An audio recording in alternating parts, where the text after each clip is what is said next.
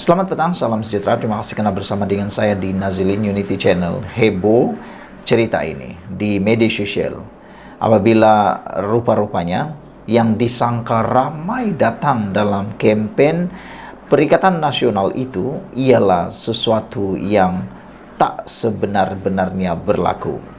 Apabila rahasia besar didedahkan, ramai datang tu orang luar. Perikatan Nasional rupanya import anak seluang, kata Harapan Daily. Pecah rahsia Perikatan Nasional PN apabila rupa-rupanya blok itu mengimport penyokong dari luar semasa majlis pengisytiharan calon PN di Taman Medan semalam. Hal tersebut diakui sendiri penduduk tempatan, termasuk wujudnya deretan kereta dan bas dari luar kawasan itu. Aku orang Taman Medan mengesahkan, orang Taman Medan tak pergi pun, kata beliau. Banyak kereta, bas dari luar saja yang datang sini.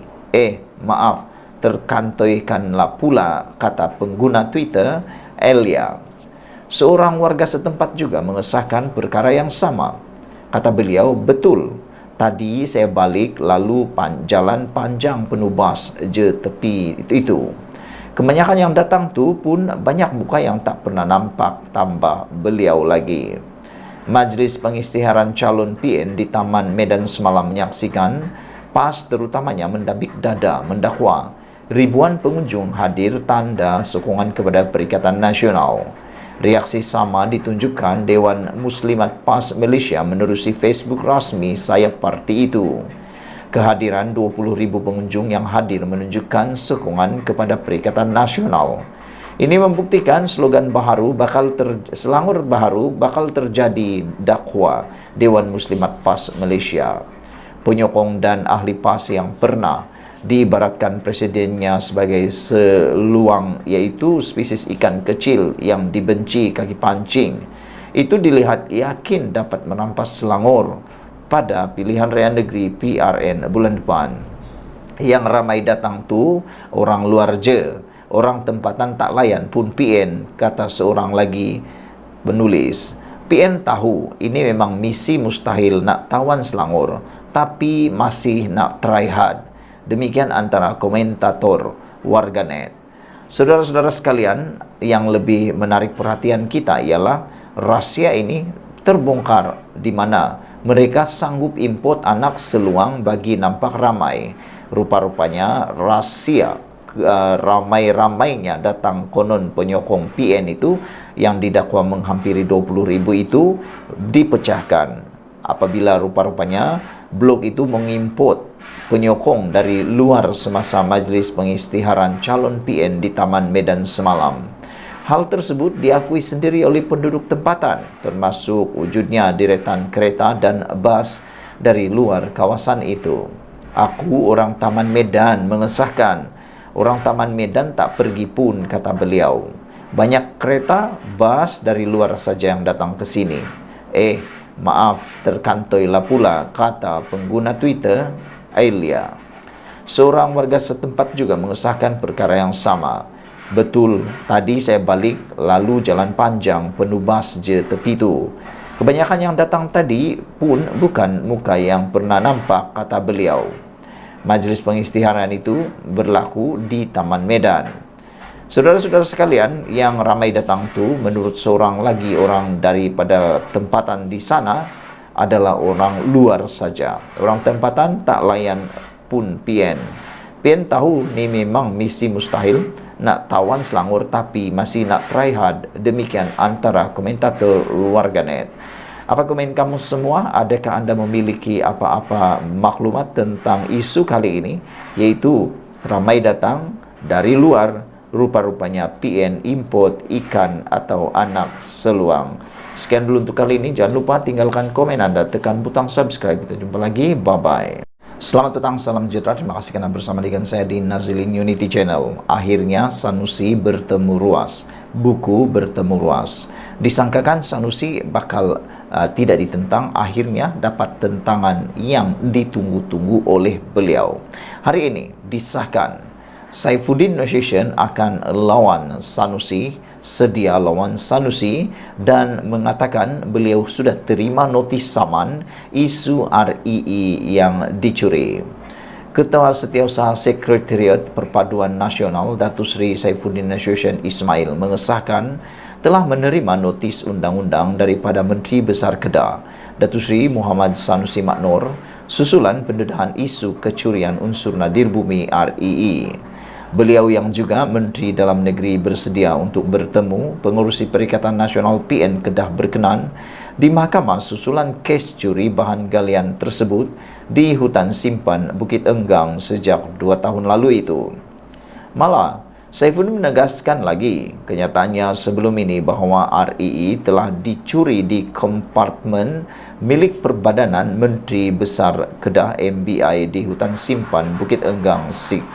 Sanusi dah hantar surat saman kat saya. Tak ada masalah, saya hantar peguam saya jawab balik. Mai kita lawan di mahkamah, kata Saifuddin. Saya kata REE dicuri, nokta, tegas bekas ahli Parlimen Kulim Bandar Baharu itu. Saifuddin berkata demikian ketika berucap pada Majlis Pengenalan Calon dan Pelancaran Manifesto Perpaduan Kedah di dataran Laguna Merbuk Sungai Petani malam tadi. Turut hadir Pengerusi BN Kedah merangkap Pengerusi bersama Majlis Pimpinan Perpaduan Negeri Datuk Seri Mazir Khalid, Pengerusi Pakatan Harapan PH Kedah Datuk Mahfuz Umar dan bekas ahli Parlimen Permatang Pau Nurul Izzah yang juga anak sulung Perdana Menteri Datuk Seri Anwar Ibrahim. Dalam majlis yang dihadiri ribuan penyokong kerajaan perpaduan itu, manifesto bersama dengan 4 teras utama sebagai tawaran kepada rakyat Kedah juga telah dilancarkan. 4 teras itu adalah reformasi politik dan urus takbir yang telus, pembangunan dan pengurusan ekonomi yang progresif, pembangunan sosial yang harmoni, serta pengurusan sumber hasil yang mampan. Saudara-saudara sekalian, ini memang amat-amat mengejutkan kita semua apabila apa yang disangkakan boleh kemenangan kepada Sanusi dengan mudah, akhirnya Saifuddin kata dia sedia untuk melawan Sanusi di mahkamah. Menjadi persoalan petang ini ialah apakah yang akan berlaku selepas ini? Adakah ada yang antara mereka yang akan menarik diri ataupun akan mengambil keputusan menyelesaikan saja perkara ini di luar mahkamah, ataupun adakah ianya akan berterusan di mahkamah? Secara pribadi, saya bersetuju kalau kes ini benar-benar dibawa di mahkamah supaya dapat membentuk atau menentukan siapa sebenarnya yang salah dan siapa sebenarnya yang betul. Kerana sehingga kini kita masih belum tahu siapa yang benar, siapa yang salah. Kadang-kadang yang kita dengar itu adalah cerita separuh benar maupun tak benar langsung. Jadi oleh sebab itulah apabila ianya dibawa ke mahkamah, itu satu perkara yang amat baik dan positif. Dan seperti yang dilakukan oleh Saifuddin Nasution Ismail ini satu tindakan yang berani, tindakan yang terpuji kerana meneruskan lawan tetap lawan supaya kebenaran dapat kita ketahui. Ikuti terus ulasan selepas ini. Selamat petang, salam sejahtera. Terima kasih kerana bersama dengan saya di Nazilin Unity Channel. Sejak kebelakangan ini hangat tentang kenaikan harga barang dan penurunan harga barang. Akhirnya ayam dah RM7.79 sekilo, walaupun saja masih terus meratib harga barang naik.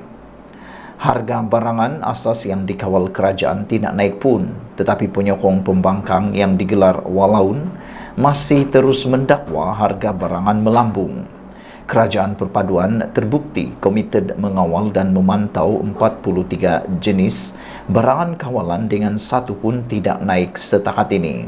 Malah, harga ayam runcit contohnya pada ketika ini masih di bawah harga kawalan maksimum yang ditetapkan, yaitu RM9.40 sekilogram. Menerusi perkongsian di laman Facebook, Menteri Komunikasi dan Digital Fahmi Fadzil mempersoal dakwaan sesetengah pihak kononnya harga barang naik.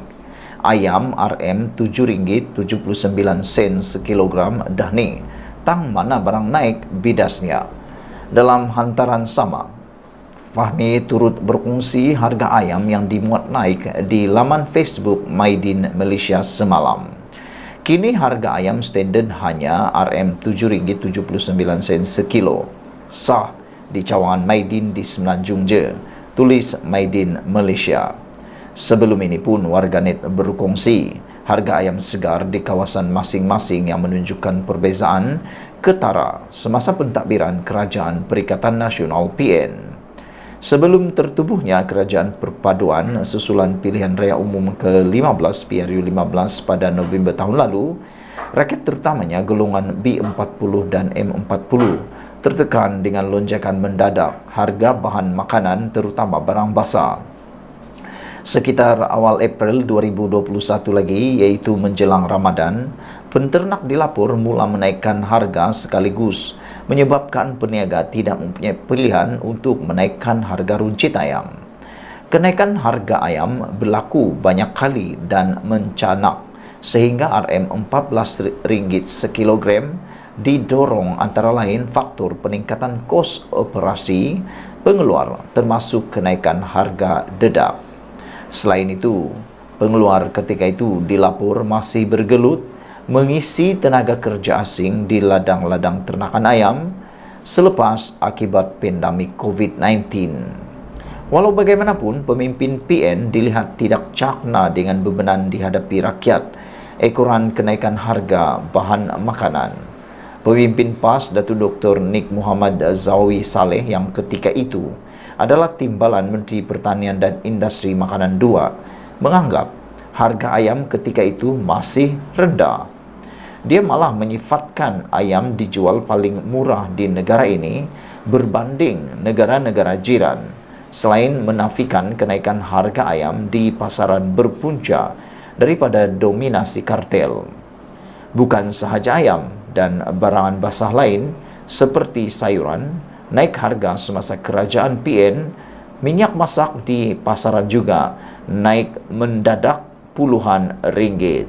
Saudara-saudara sekalian, berkaitan dengan itu, pada 14 Julai, cerita tentang harga ayam segar makin murah, zaman PN cecah hingga RM14 sekilogram.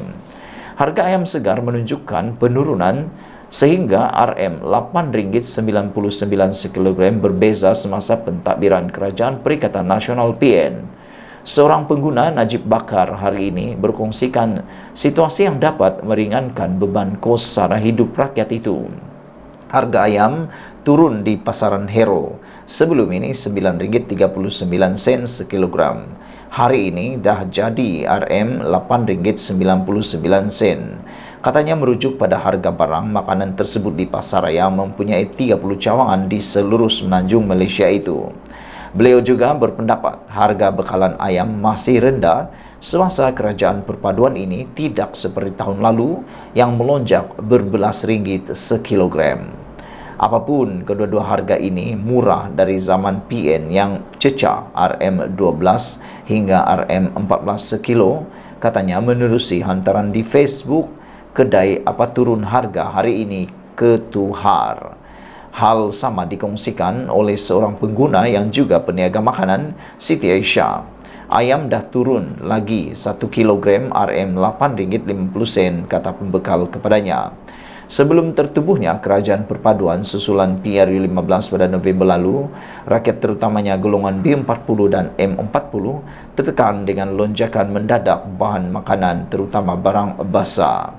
Sekian dulu untuk kali ini. Jangan lupa tinggalkan komen anda untuk isu kali ini, yaitu harga ayam segar makin murah, zaman PN cecah hingga RM14 sekilogram, dan isu pertama tadi yaitu ayam dah RM7.79 sekilogram, walau saja terus meratib harga barang naik. Kita jumpa lagi. Bye-bye. Selamat malam, salam sejahtera. Terima kasih kerana bersama dengan saya di Nazilin Unity Channel. Ini pendedahan yang paling mengejutkan dan mengecewakan Azmin Ali daripada penganalisis.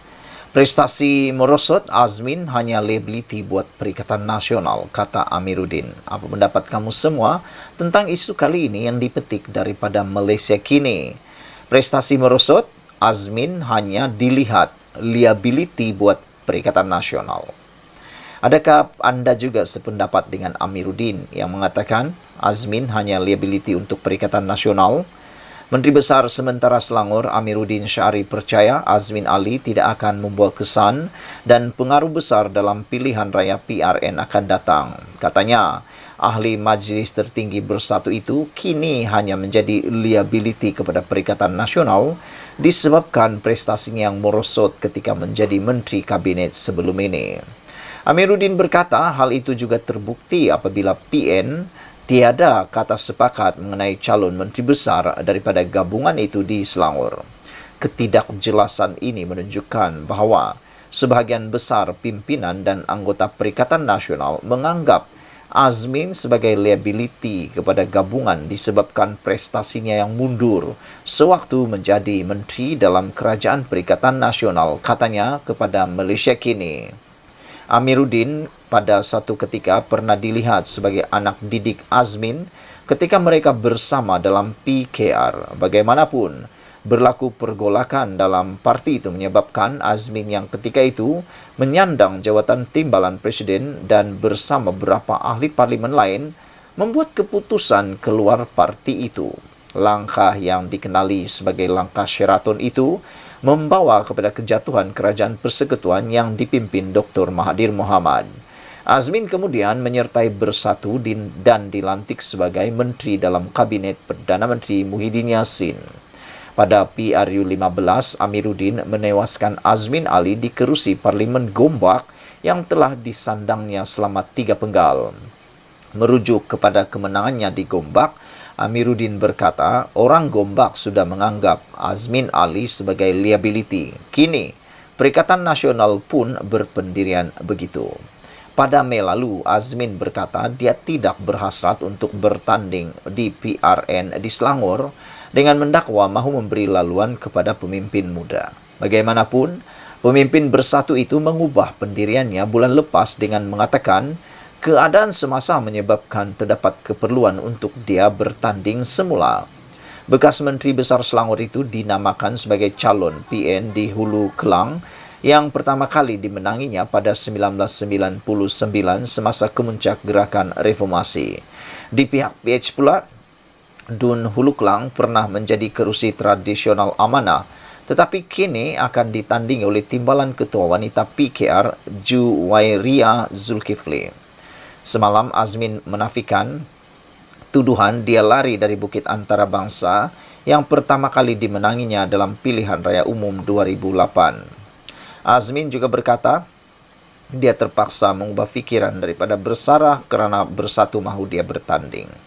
Parti memberi pendapat bahawa mereka mahu saya bertanding dalam pilihan raya negeri ini, jadi saya akur dengan presiden dan menjadi pemimpin parti saya untuk menyertai pilihan raya ini, kata beliau lagi. Selamat petang, salam sejahtera. Terima kasih kerana bersama dengan saya di Nazilin Unity Channel. Bantah kartel Azmin, Ketua Armada Bersatu Hulu Selangor letak jawatan dan keluar parti. Begitu malangnya nasib Bersatu Selangor. Ketua Armada Bersatu Selangor, Muhammad Zikri Faiz bin Zahar, meletakkan semua jawatannya dalam Bersatu dan seterusnya keluar daripada parti itu. Dalam satu kenyataan yang dikeluarkan dalam Facebook beliau, Zikri mengumumkan adalah dengan ini dimaklumkan, saya Muhammad Zikri Faiz bin Zahar, nombor ahli 00120457, meletakkan semua jawatan dan keluar dari Parti Pribumi Bersatu Malaysia berkuat kuasa serta-merta, kata beliau. Zikri adalah orang di belakang kepada pendedahan bagaimana ahli dan pemimpin Bersatu Hulu Selangor membantah calon Dun Batangkali yang dikatakan kartel Azmin Ali. Beliau mendedahkan menerusi Facebooknya bagaimana bendera PN dan dokumen Bersatu dibakar oleh rakan-rakannya di Hulu Selangor. Beliau mendakwa Ketua Bahagian Bersatu Hulu Selangor diketepikan dari menjadi calon dalam PRN kali ini dengan dakwaan beliau seorang pengikut tarikat.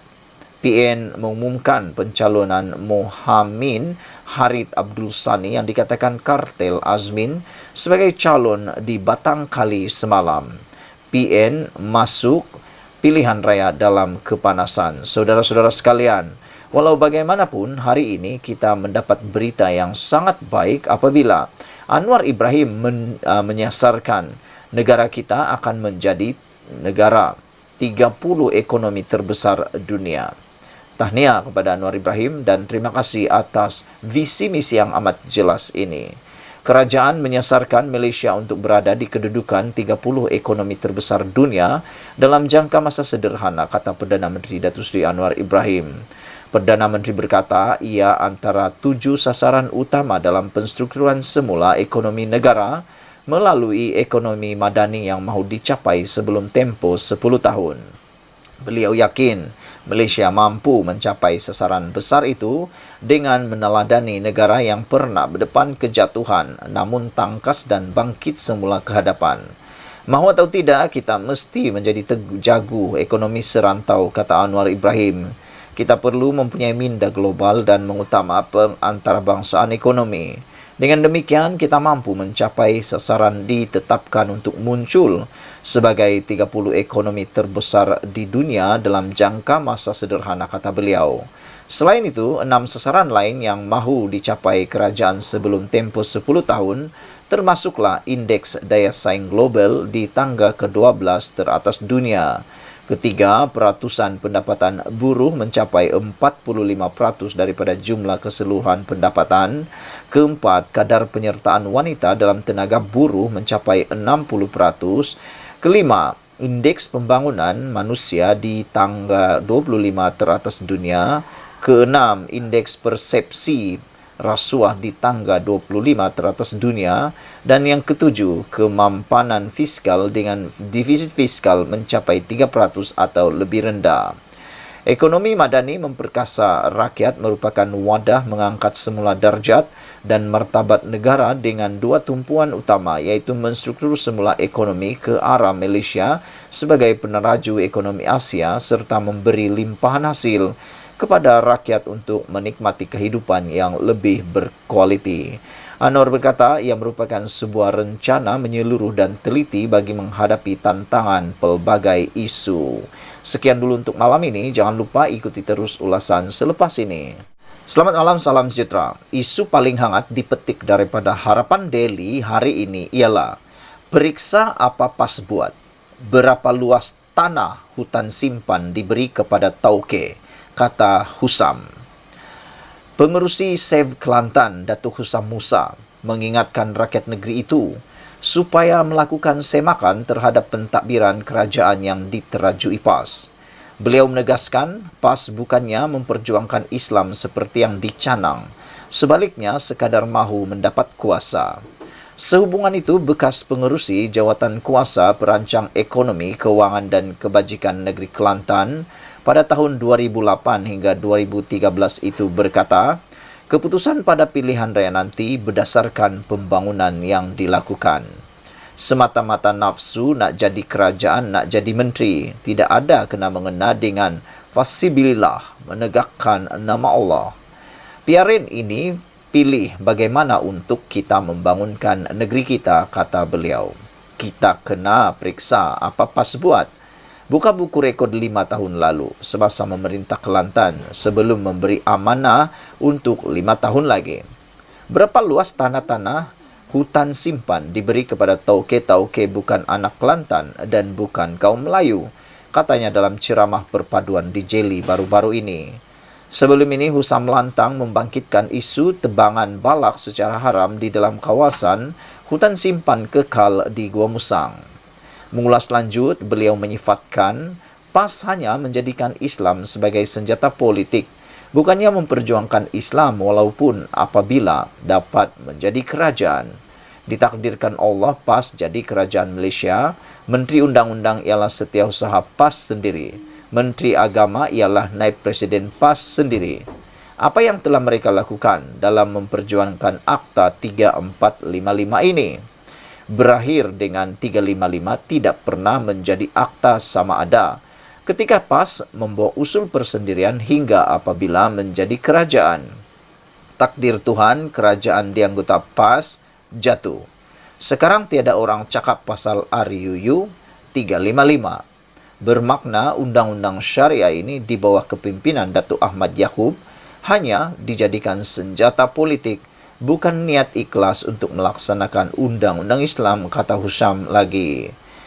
Yang lebih menarik lagi ialah apabila tular di media sosial, siapa kata parti Islam ini jahat itu adalah Dajjal. Itu ucapan daripada seorang